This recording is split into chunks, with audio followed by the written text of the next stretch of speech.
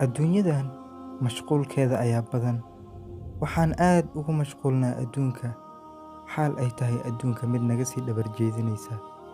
Aakhirana way noo soo socotaa, xaal ay tahay mid nagu soo socoto. Isla markaa waxaan ka daba ordaynaa midii naga dhabar jeedisay. Hal maalin ma ku fikirtay goormee ayaad dhiman doontaa? Halkee ayaad ku dhimanaysaa? Sidee ayaad u dhiman doontaa? Ma waxaad dhiman doontaa adigoo hurdaaya, mise adigoo fadhiya ayaad dhiman doontaa, mise adigoo sheekaynaya?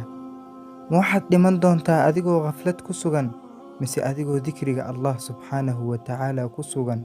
Dhammaan erayadan dhehidooda aad iyo aad ayay u fududahay, balse dareenkooda ayaa wuxuu aad ugu culus yahay dadka qalbigooda miriray.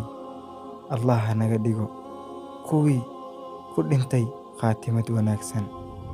Allahayow waxaan ku weydiisanaynaa khaatimad wanaagsan, mar walbana Allow noo naxariiso.